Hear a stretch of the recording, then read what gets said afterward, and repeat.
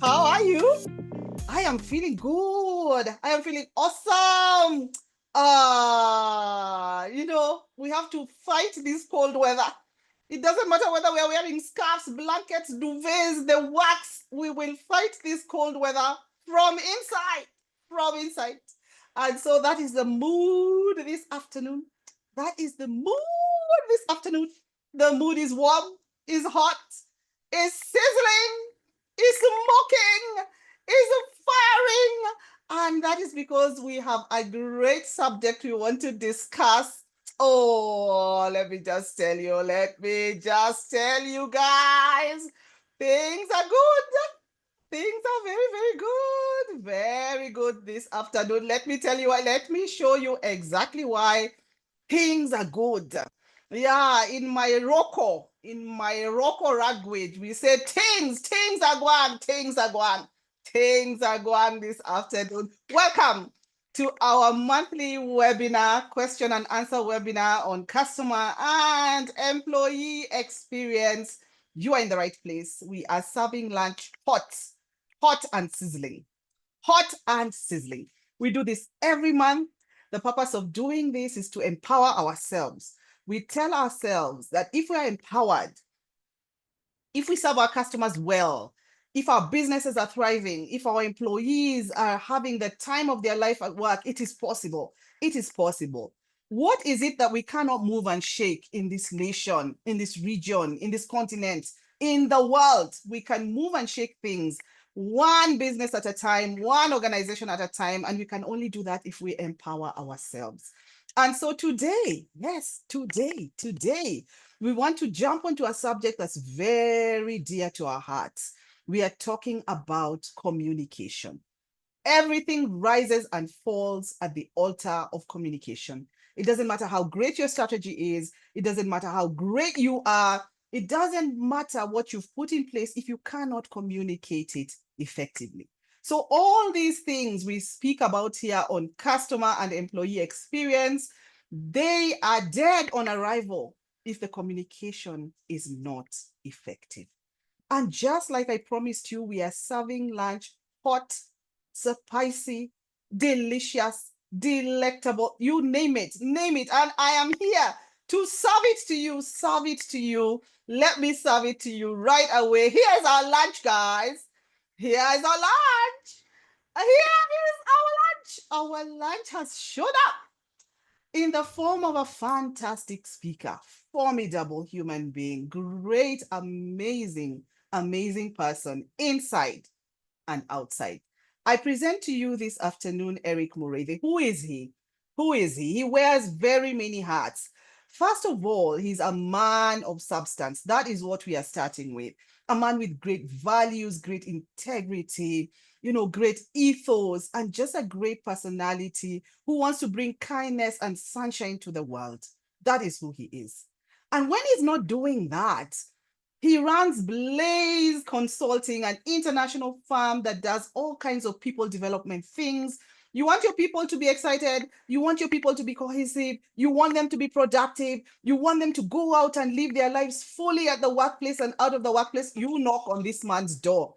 That is what he does. All kinds of team cohesion strategy things. You want this man inside of your business. I promise you. I promise you. And leave alone that, he's an award-winning MC. You know how the MC makes the events? If you want your event to be cracking, popping, please look for this gentleman. Whether it is just a happy event, whether it is a very formal event, whether it's a presidential event, please look for Eric Muriithi, our communications expert par excellence. And he is also a Toastmaster. He's a Toastmaster. If y'all don't know what Toastmaster is about, you need to know it today. And the final thing I want to say before I give Eric Muriithi the floor, before I give him the mic, before I give him the lectern, before I give him the podium or whatever else I want to throw at him today so that he can stand up and speak, I want to say that the final title that Eric Muriithi holds is that he is my friend. He's my dear, dear, dear friend. And with that, good people, I hand over to you, Eric Muriithi, who will take us through this topic, communicating for excellence, for persuasion, and for influence. Over to you, Eric. The floor is yours. Thank you. Thank you very much, Carol Gavuru. If you can, let me help me appreciate Carol. She's brought in good vibes, good energy in this cold weather. I can't say that I'm empathizing with y'all in Nairobi because I'm in the warm, sandy beaches of Mombasa. So, Poleni, but I feel you. I feel you. It's really good to be here. Carol, you're a really special person. Thank you for inviting me here. I told Carol when she invited me that if she formed a cult, I probably would be a member of that cult. And that's because she's completely persuasive. You know, Carol can lead you to the goodness is that she's also a person of integrity, a person of substance. So she won't lead you into a black hole. And that's why I'm happy to be where Carol is, because Carol does great things. And if you follow Carol, you know that Swahili says, Mgagana upo hali walimkavu. That means that if you hang around the beach, you can't eat plain rice because you'll hang out with some fishermen who will come up with some octopus from the sea, some fish, and what have you. So you won't have dry rice. And that's why I like hanging out with Carol, because Carol ensures that your rice has some stew. I'm excited to be here this afternoon because of this topic that we'll be handling today. I want to take this topic from a communication angle. I'm looking at effective communication as a tool for delivering customer excellence or service excellence. There's no way we're going to serve anybody if we're not talking to them. In fact, I wrote on my Facebook 2 days ago that communication is like oil. It's like what oil is to an engine. You know, oil ensures that engines run smoothly. In fact, when you go to a petrol station and these service guys remove the dipstick and tell you, hey, your oil is really low, that's not feedback that you want to ignore because your engine can knock. So communication is the same thing for relationships. If relationships are going to thrive, then communication has got to be at the center of that. Personal relationships and corporate relationships. So I'm going to give you about seven tips, seven strategies of how you can enhance service excellence in your organization, your business, where you're employed through use of effective communication. Let's get into it so that you have a lot more time for questions.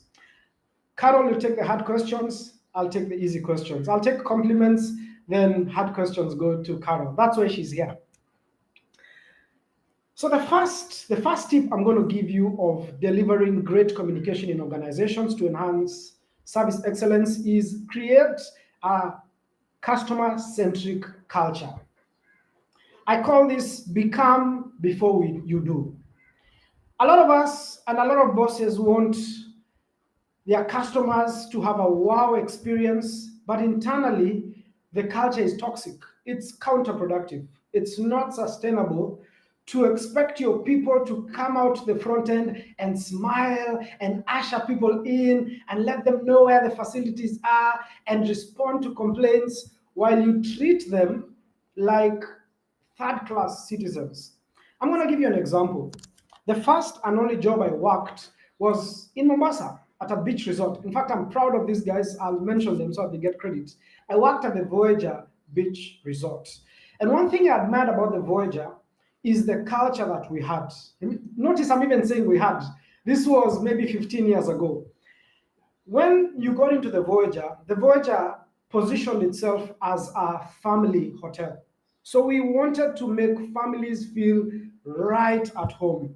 We wanted the families to come, your kids, your adults, your teenagers, everybody to feel like you're having $1 million holiday. So what did the Voyager do? Internally, we also were a family. In fact, our bosses told us, don't call me Mr. Sammy Maende, just call me Sammy. Don't call me Samuel Maende, just call me Sammy. So we had a very easy culture. I remember just meeting the GM on a random day. I was an intern. I remember meeting the GM on a random day and he says, hey, Eric, how you doing? What do you have up your sleeves? Because I was a creative, I was in the entertainment department. He told me, I know that you guys are the ones who make this hotel magical. What ideas do you have? So there was little distance between even the highest ranking officer and somebody who joined today, because We were a family. We were so much of a family that I remember when I left the hotel, a random guy who was a cook at the hotel, he was coming to Nairobi. I went back to Nairobi and he told me, "Hey Eric, I don't have anywhere to sleep tonight. Can I come and can you find me a place to sleep?" I said, "Hey, you know what? Just come to my house." This guy was coming for a night. He ended up there for 3 months because of how much we were a family. That even outside of the hotel, we were taking care of each other. And you know, one of the things we were told in our training is don't pass any customer without saying hello. And we didn't just do that for the customers, like, hey, how you doing? How's your holiday? We did that for ourselves. You didn't pass any staff member, whether this guy was on the loans, an engineer, a swimming pool attendant. We didn't pass anybody without saying hello. And it was so easy to translate that family culture, that friendly culture to the guest side. So one of the things I want to ask you to do as leaders, and leaders are people. John Maxwell says leadership is influence. You might not be the CEO, but you can influence a culture. So start it from within. So start the culture you want to see at the customer, on the customer side, bring it to the staff side, bring it to the internal side, because people will radiate the energy they're getting inside. Otherwise, it's something we are doing, but we are not being. So you need to be the culture that you want to do for the customers. Because remember, customers just come and go, but employees are your colleagues, are here every day. So these guys, if the vibe is inside, the vibe will radiate outside. So that's the first tip. Create the culture internally. It will move naturally externally. So communicate it internally and leave it. You will see it naturally going to the customer side.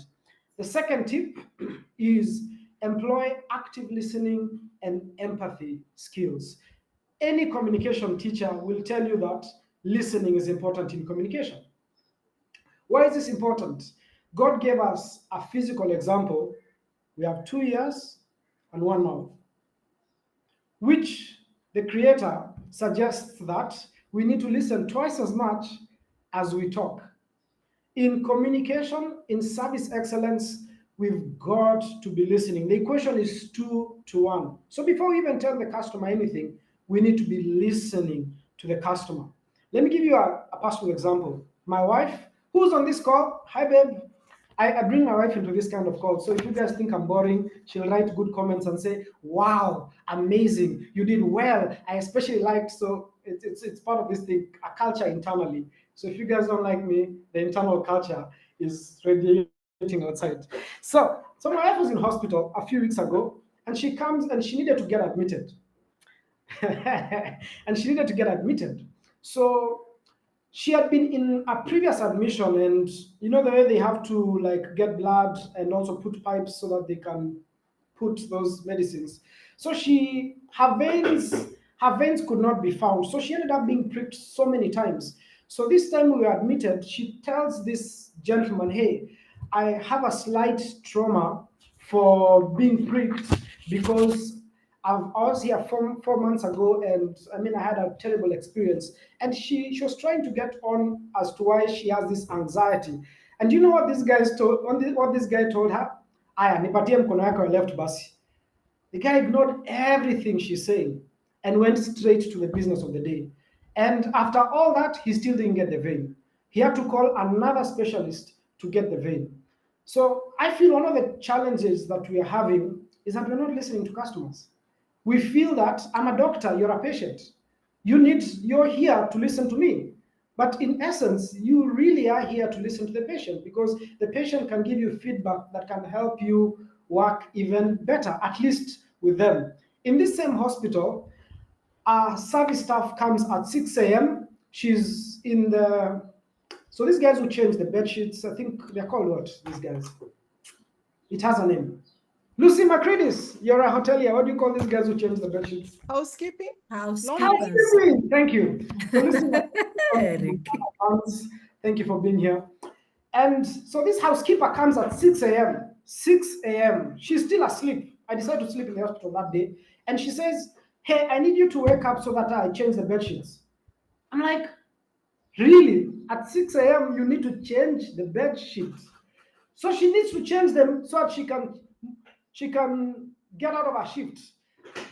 So changing your shift more important than the customer's perspective? And the customer is in a VIP room, for crying out loud. Then an hour later, another person from the kitchen says, I need to take your lunchtime menu. I need to take your lunchtime order. I told this person from the kitchen, please go and come back at 8 because lunch is at 1. You don't have to take the menu at 7 o'clock. And she told me, I've taken for everybody else. Why can't I take for her? Like, you don't get the point. You just don't get it. And I feel that's what sometimes we do with our customers. We are telling our customers what they need to do. We are not listening to our customers. And if we listen to customers a lot more, we build a lot more trust and confidence from our customer. Communication that comes from deep understanding of your customer is not only genuine, but it builds trust. So I can't overemphasize listening. And listening is also the feedback they give us. Do we listen to it? Do we implement it? So let's listen more than we're telling the customer. Let me go to point number 3, which I love and I'm passionate about, is communicate the whole customer journey. Communicate the whole customer journey. Every time someone comes into your desk, let them know exactly what the journey with you will look like. For instance, if you've flown a KQ flight or any flight, this is, for instance, what you will hear in the flight. You hear something like this. Good morning, ladies and gentlemen, and welcome to KQ flight number 754 to Mombasa. My name is Muriithi, and I'm honored to be your pilot this morning. I'm joined by Captain Carol Gavuru on the cockpit, with the service crew being led by Brenda Omondi. We will be cruising at an altitude of 5,000 feet above sea level. Our expected flight time to Mombasa will be 45 minutes. It's a little rainy and cloudy outside, so expect a little bit of turbulence, but nothing to scare you. We'll have a seamless and pleasant flight to Nairobi because we'll do everything in our ability to make sure the flight is smooth. So that's what you'll hear. Let's break down what these guys are saying. So the first thing, and you can universalize it to any industry, is a warm greeting. Good morning, ladies and gentlemen. So every time somebody comes to your desk, let them meet a warm greeting. Notice that they've arrived and give them a warm greeting. Then let them know your name. My name is Muriithi, and I'm joined with Captain Carolyn Gavuru. Don't just tell them your name, tell them the name of every other person in your desk who will be serving them, or anybody who is at their disposal. So let them know your name. And it's good to have a tag if you're in a high service area. Let them read your name and let them know your name. Then explain the process. I remember flying once to Dar es Salaam, and the captain said, on the left side of the plane, you can see the peak of Mount Kilimanjaro. And everybody was rushing to the screen because we want to see Mount Kilimanjaro from the top. And that's my first and only ascent to Mount Kilimanjaro. And I think I've seen the top. I'll never go back there. But the point is, explain the process. You're flying at 5,000 feet above the sea level. Then also let the customer know how long it will take for you to serve them. It's going to be, in the flight, they say our expected flight time is 45 minutes. So you can budget your time. You can know that in 45 minutes, I'll be at my destination. So let them know how long it will take. I was in this hospital with my wife. It took us 2 hours to be checked in. They didn't tell us to expect 2 hours. Maybe if they did, would have been a lot more patient.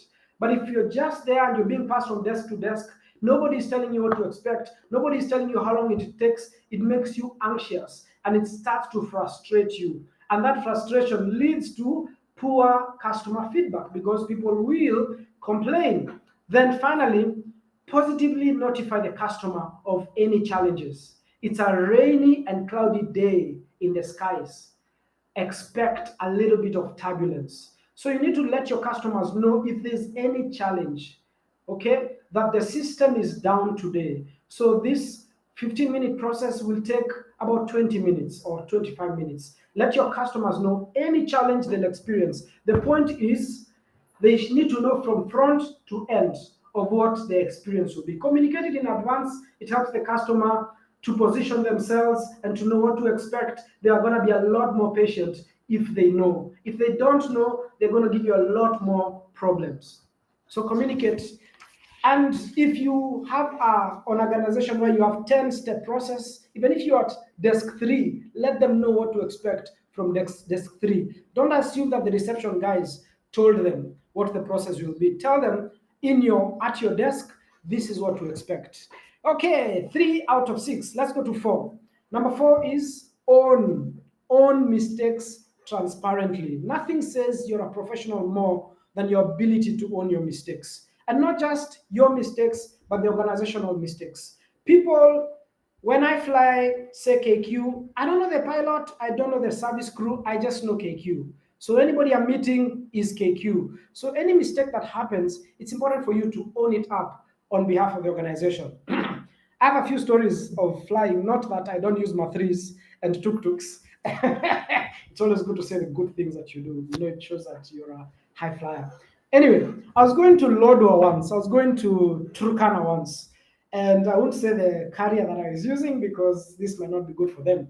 So on our way back from Lodwar, and we noticed that in one of the engines, there was a pop sound, like boom. You don't want to hear that when you're flying. And then some oil started to run by the engine. And we could see some little bit of smoke, and guys were now freaking out. Then from the cockpit, we had, ladies and gentlemen, we are having a little bit of challenge with one of our engines, with our left side of the engine, but not to worry.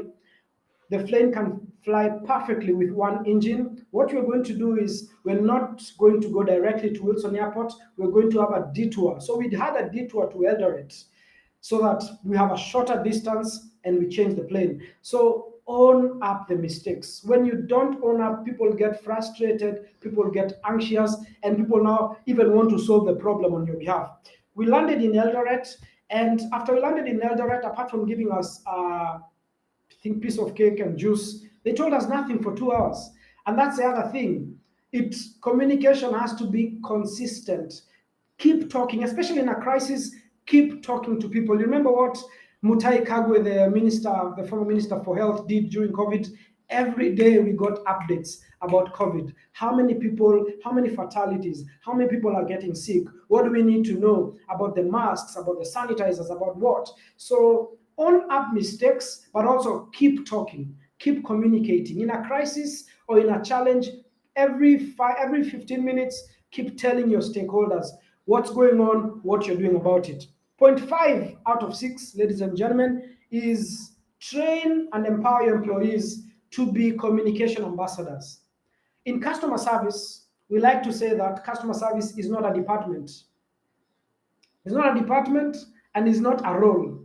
It's a culture. Everybody is a customer service agent in the business. Communication is much the same. Let everybody be empowered to communicate. It's not something the PR guys do or the reception guys do or the communication guys do. It's everybody. Let me take you back to my experience at the beach resort at the Voyager. We were trained to know that we're not selling beds or food. We're selling a guest experience. And we were trained to handle any complaint from any customer. For instance, I was in the entertainment department, but we were trained to respond to a customer whose AC in their room is not working. And to say, I'm really sorry to hear about that. I'm going to tell the engineer immediately. These kind of challenges take about 20 to 30 minutes to resolve. I'm going to log your complaint with the reception as well as the engineering department. In the next few minutes, you should hear from the engineering department telling you how long it'll take to resolve this and what else we can do to help you. So I'm in the entertainment department, but I've been trained to resolve an AC malfunction, because if those engineers have to solve their own problems, entertainment their own problems, F&B their own problems, grounds their own problems, we will drop the ball every day because nobody is omnipresent. But all the hotel staff are everywhere. So if you train everybody to resolve conflicts, or at least to engage in communication, to listen, to understand, to empathize, to take a complaint and to give it to the person responsible, then you are empowering your people to win. In fact, the trainer in the customer service training told us that you're either part of the problem or part of the solution? And that's how communication works. Are we part of the problem or part of the solution?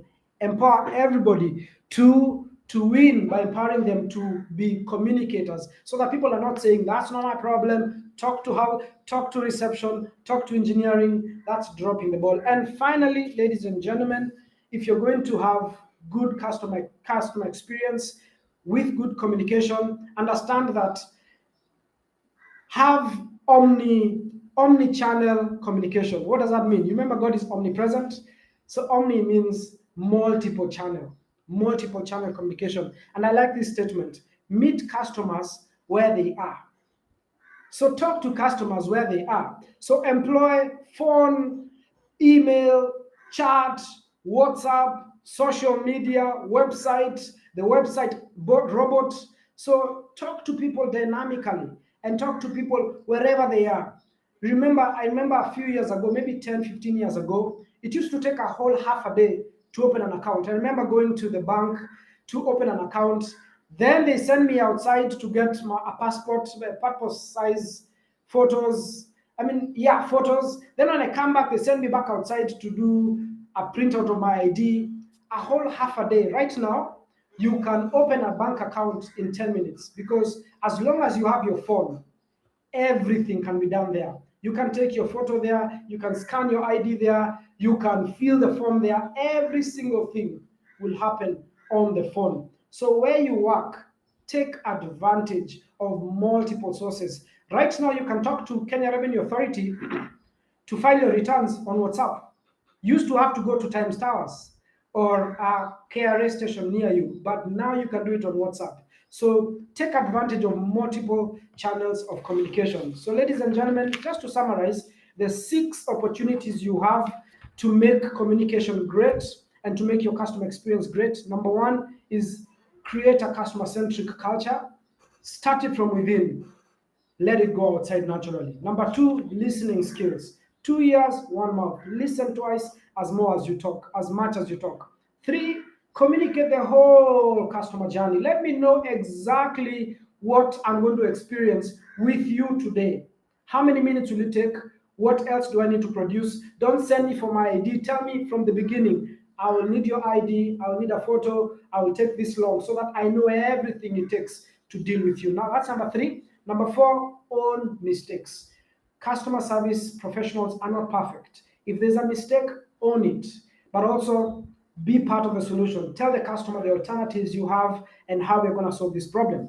Number 5 is let everybody be a communication agent. It's not a department, it's not a role, it's a culture. All of us need to be good communicators in the business. Finally, talk to people at the level where they find themselves. Omni-channel communication. Asanteni sana. Thank you very much. I hope you've gotten something from it. I'm happy to look at the chat, or to listen to you and know anything that made sense, you liked, and you want to contribute to. But over to you, Carol. Yeah, Eric, you're saying I hope. What do you mean you hope? You have produced a scroll. Like those scrolls of old time. You have produced a scroll full of power-packed tips. What do you mean you hope? We are drinking them in. We are drinking them in. Something you have said, Eric, your passion for communication and customer experience excellence is clear. Something you have said now speaks into a question that came. We had asked the people to send in questions. It's speaking into, you have said start from inside out. That speaks to practice. So people are asking, and the question that came in is, how do I maintain consistency as I speak to my internal customers so that they can deliver great external experiences? What is the role of that inside out? What is the role of start at home? What's the role of start from the inside going out? Talk to us about that, and then I shall ask you the next question. Over to you. Okay, that's a really good question. How do I maintain consistency? One thing that any customer wants is a consistent experience. If they meet me today, they meet Carol tomorrow, they meet Elizabeth the other day, they meet Joe the other day, they want it to be the same. I remember, they know the name of the business, they don't necessarily know the individuals. So you want to have standards, service standards. So you want to articulate in your in your service charter, you start with what's the vision of this business, the basics, the mission, the values. All right. One of the values is transparency, it's honesty, it's professionalism, whatever it is. But beyond saying these are the values, you need to tell your people what the behaviors are. So bring the values into practice. So when you're training your people, don't just say we need to be friendly. Bring it down to what's the behavior. We need to greet. Remember, I said I was trained not to pass any guest. We can't go past any guest. So friendliness is not just doing this with your head. It was specific. You have to greet them. You have to greet them. So articulate it in your service charter. And in your service charter, also talk about how long it takes to do every process. So people need to know every single thing that we do. Like in Nairobi City Council, how long does it take for me to lodge a complaint, to pay my land rates, for me to lodge a complaint, for me to get a trade license? How long does it take? You need to articulate that.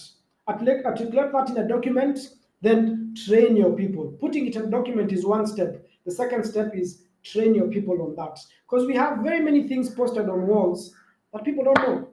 I do corporate team building. I ask people all the time, what's the mission of this organization? What are the values? Nobody knows because they are on the walls and on the websites. It's important to train the people about it. Then finally, and I alluded to this in my presentation, role model it. Role model it. I have a 6-year-old daughter, and this is the thing you want to understand about children. They observe you more than they listen to you. So what you do is more important to a 6-year-old than what you say. And you know what? The same applies to an adult. You know the way we say that our meetings start strictly at 8. Then you as a boss, you come at 8:30. Then you always like, I've asked somebody to start the meeting as I come. That's a poor role model. People want to remember that in the training, the values have to come down to behaviors. And these are not just behaviors for members of staff. These are behaviors. Behaviors are adopted faster from the top. What I see my boss do, I will do naturally. Let me give you an example. Today, if one of my employees, I employ Gen Zs, when I call these guys and I don't find them, when they call me back, they tell me, hello, Eric, sorry I missed your call. Do you know where they got that from? They got that from me. When they call me and I'm in this webinar and my phone is on silent, when I call them after this webinar, I say, I'm sorry I missed your call. And that's powerful coming from the top. Because when you're sorry as the boss, these guys will be sorry naturally. But if you ask them to be sorry and you're never sorry, it never works. So articulate it, train it, role model it. It sticks better that way. Back to you, Carmen. Absolutely. Articulate it, train it, role model it. Eric, based on those words, we are waiting for you to climb Mount Kilimanjaro as a role model. We follow you. This matter of seeing it from 5,000 feet above sea level, we are waiting for role modeling. Now, Eric, I want to ask you something that came as a question and really is painful to people in the customer experience and employee experience space. You know what you want to do. You know what is right. You have your manifesto. You have the charter you have talked about. You have the code of conduct. You have the value system. You have everything. You have the strategy. Now, trying to persuade human beings to follow you is character development pro max on steroids. How do we communicate our agenda for employee engagement for customers? What's the communication tips and tricks? What can we do to cause people to buy this vision? How do we persuade with power?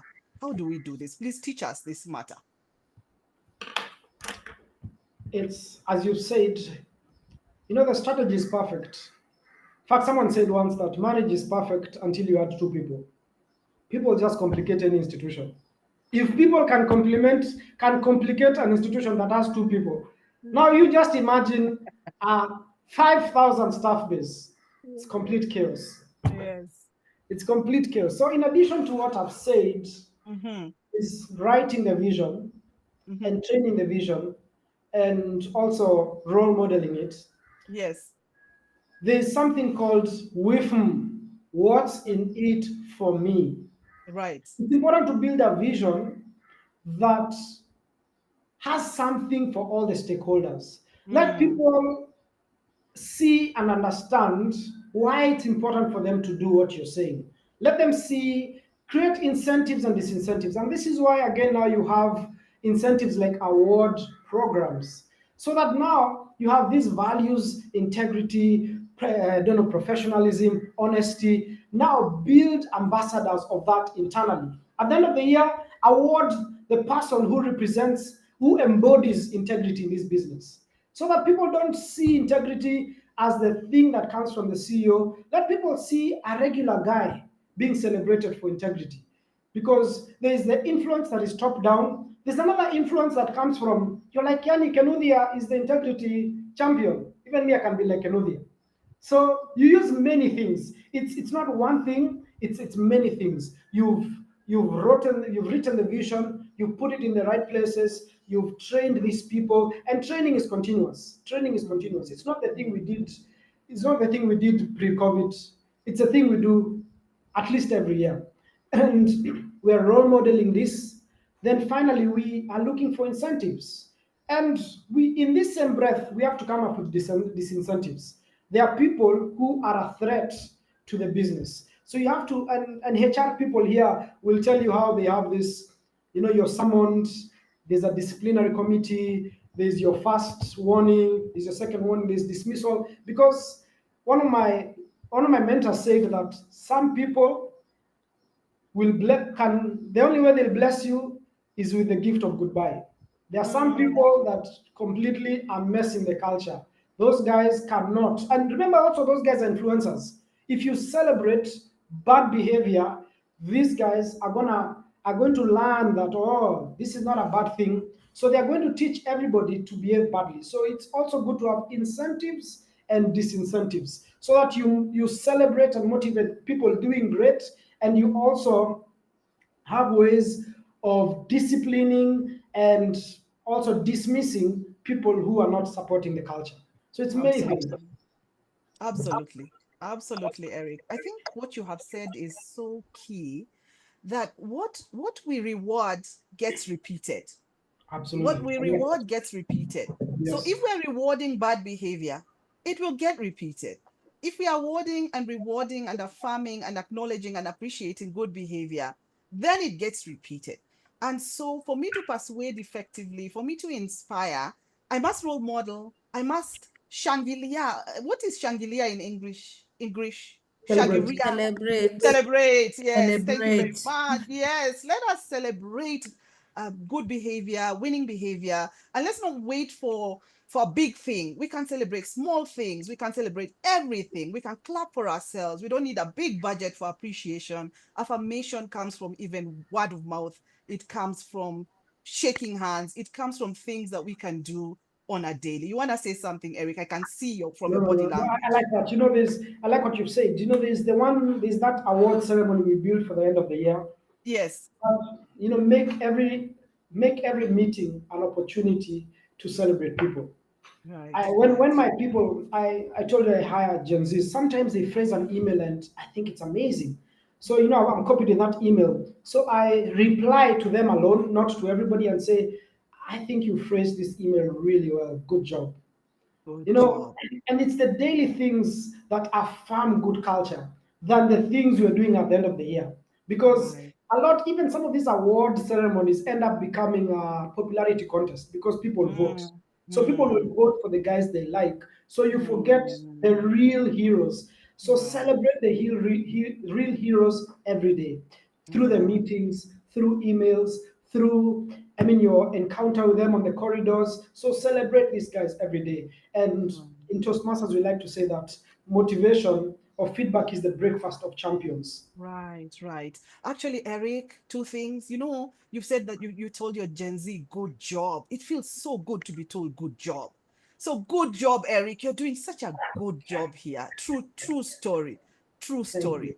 The Thank second you. thing you've said is that feedback is the breakfast of champions. In customer and employee experience, we don't say breakfast, Eric. We say it's breakfast, it is lunch, it is dinner, it's my iboiro, it is pasua, it is mocha, it is uji, it is Yeah, jugus. What else do we eat on the yeah, street? It is every single meal that you eat at any point in time. That is what feedback does for us. And yeah, communication is yeah. wrapped up in how we give feedback. I want to take the last question that came through and then we see if we have time for questions on the floor. There's a question that came through about ourselves and maintaining composure. You know, when we are handling challenging customer situations and we need to communicate. When customers come with attitude, actually the person said attitude. And you know, over here, when we say attitude, we don't mean attitude, we mean a bad attitude. How do we communicate and maintain composure so that we are handling it professionally? Speak to us from a communications perspective, and then we progress from there. Yes. Composure, composure. The Yes. reality is when you're faced with a customer and they are screaming, it's or they are rude and some of them are even insulting. It's Yes. very hard for you not to take it personally because yeah, they are talking to the company, but it's me they're addressing. So the first thing is before you get to that place, understand that it's not personal. It looks Mm, personal, but it's not personal. This is mm, somebody who's giving you feedback. That's the other way to look at it. They're giving you feedback regarding their experience of a service, and they're right. giving the business feedback. So remove yourself from it for a minute and look at it as an opportunity. I mean, is there something that we can do about this? Is there something that we can do about this? Most of the time, there is. The first thing we can do about it is just acknowledge the emotion and say, I'm really sorry to hear this. I'm really sorry that your air conditioner is not working. And it's super hot in Mombasa. I can only imagine the inconvenience you're feeling. So you're not just acknowledging, you're also connecting with the emotion. I can imagine how hot the room is. Then what opportunities do you have to solve this? But I've gone too far. There's also something that I learned from a course I took recently in customer service called attitude anchors. That you need to, as a customer service representative, it's important for you to have attitude anchors. And what are attitude anchors? These are things you hold on to. And this course talked about maintenance anchors and repairs anchors. So what do you do to maintain maintenance? Is what do you do to maintain a good mood? Before this call, I was in a meeting from 8 o'clock to 12. My mind was fried. So I took a walk. I took a walk at about 12 o'clock for 10 minutes so that I can come here fresh. That's called an attitude anchor. I'm from a heavy meeting, then I'm getting into another meeting. I am not the same person at 1 o'clock. So what can you do every day to make sure that you are fresh at your desk? For some people, it's meditation. For others, it's a walk like me. For others, is playing some good background music. For others, it could be anything. It could be a Coke. Some people get a kick from a can of Coke. So it's important to know your attitude anchors. What puts you in a good mood? A piece of cake from Java House. The other is a maintenance anchor. Maintenance is now this one. Those customers have gotten you here. Okay, so maintenance is now escalating it, just asking somebody else to do it, saying, "Hey, you know what? Allow me to ask my supervisor to take this up. They are better placed to support you." So exiting can be a good maintenance anchor and rolling it over to somebody else.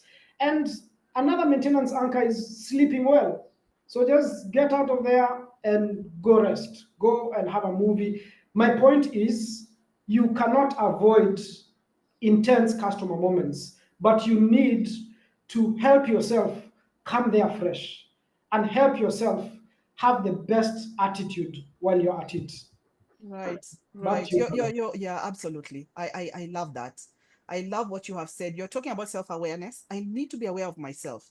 I need to be aware of what my body is communicating to me. That you're not well, you're about to explode here.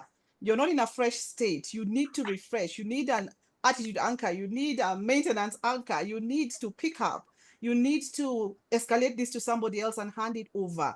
And so, from a communications perspective, just as you're saying, I need to communicate with myself well enough to be able to then communicate with somebody else, and especially under a high pressure, high intense situation.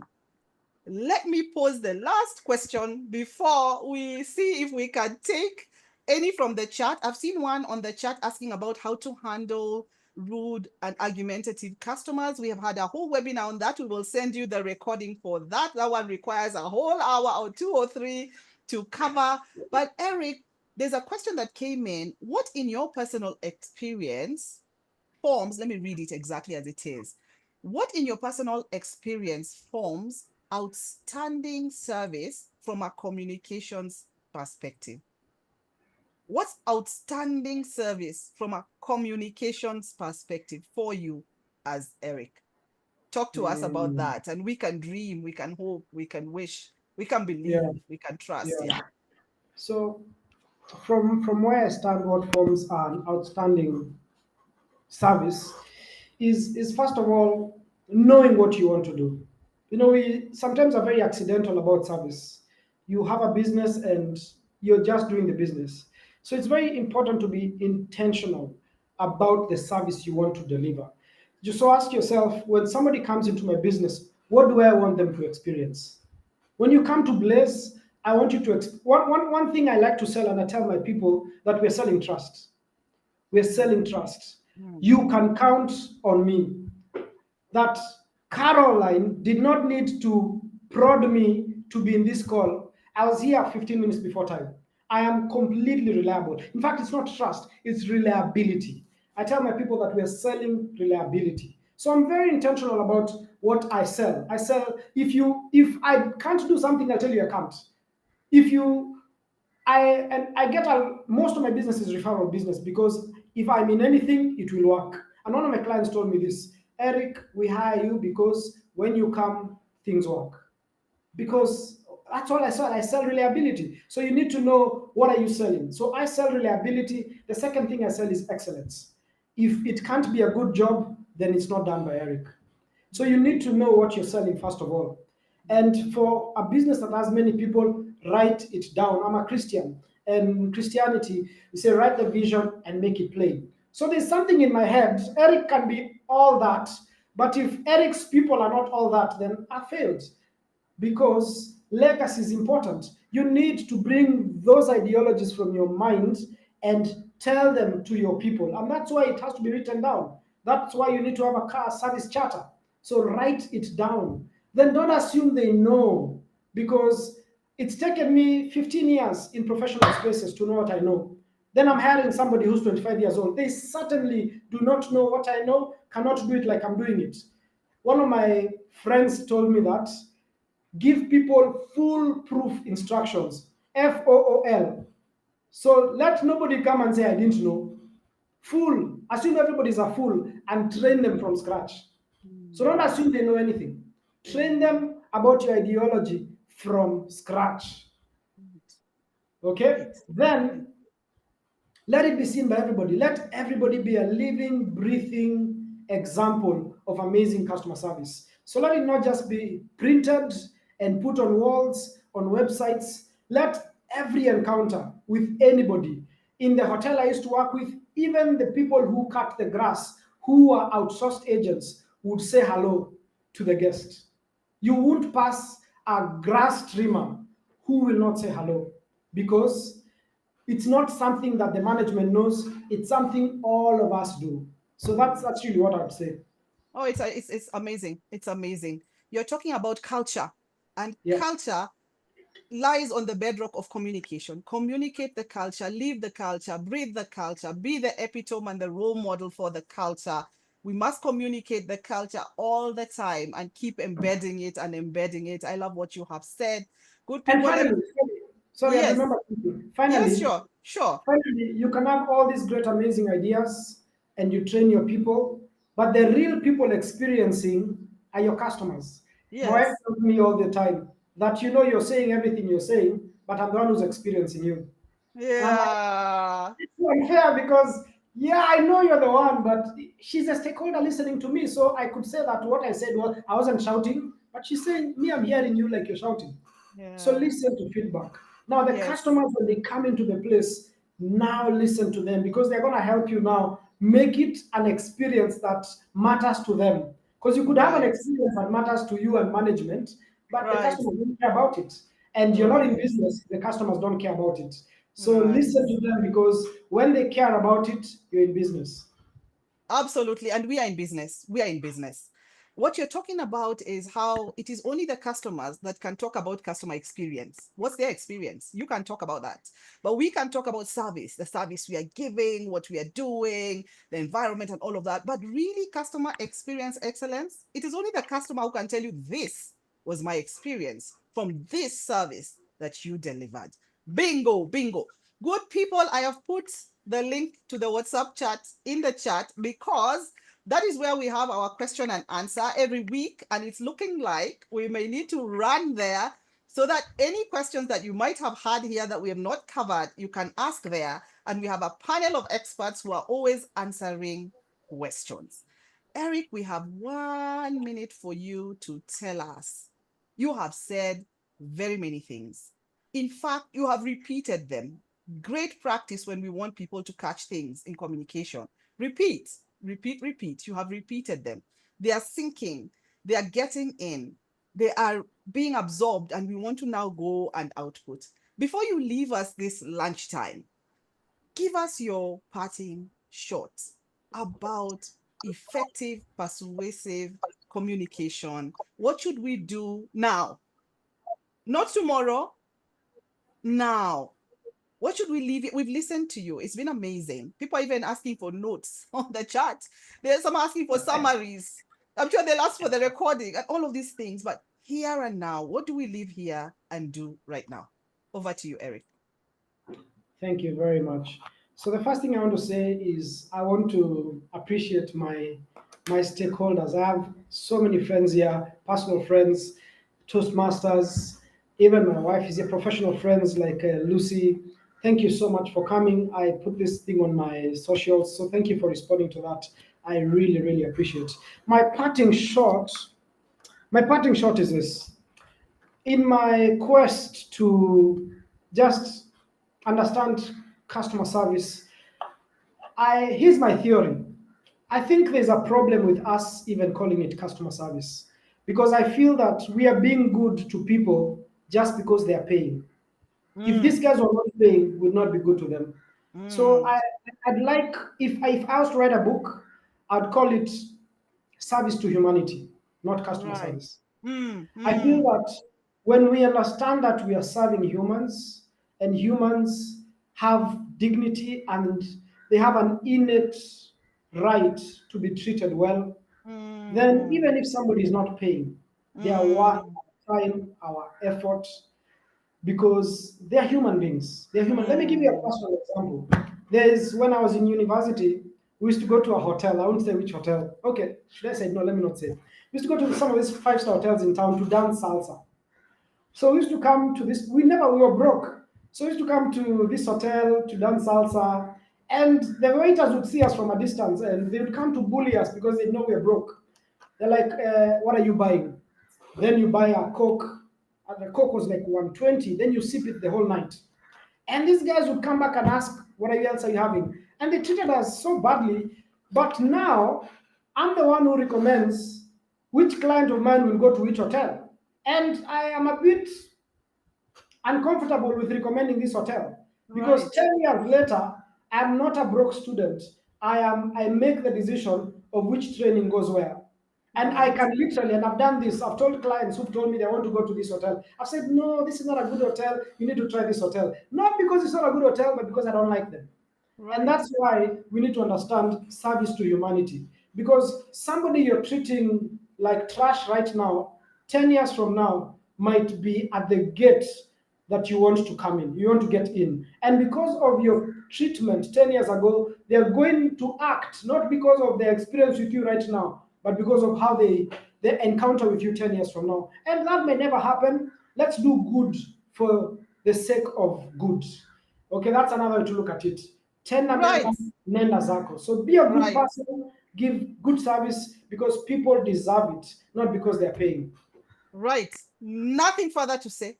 We can only just say amen right now. And please slap us with how do we find you? We've just had hot lunch for an hour. How do we find you? Where do we find you? We need more of this. We need to sit at your feet. We are driving customer experience excellence from a humanitarian service to humanity perspective. Talk to us. Where do we find you? Find me, find me. I have an Instagram, LinkedIn, and Facebook page. If you just look for Eric Muriithi Kenya on Facebook, you'll find me. There's a few Eric Muriithi, so just look for my image, my photo. There's maybe 5. It's not too hectic. Okay. On LinkedIn, it's Eric Muriithi. Again, there's a All right. few, so just look for my face. And on Instagram, Eric Muriithi K. K stands for Kenya. So that's how to find me. I wish I could put it on the chat, but for now, just Eric Muriithi and scroll down, and you'll find your most preferred Eric Muriithi. It's one All of those right. things, like John The Mwangi. most the most preferred Eric Muriithi. All right, good people. That's our lunch. Join us on WhatsApp for more of it. We keep doing this every week, and the webinar is every month. Ask your questions. We are here to move and shake things to the next level. It's been amazing. Thank you for coming. Go and do good for the sake of doing good. Bye, everyone. It's been fab. See you at the next one. Let's keep Thank you. talking. God Bye, bless you. Bye. everybody. See you all. See you. Asante Sana. Thanks for coming. Thank you for coming.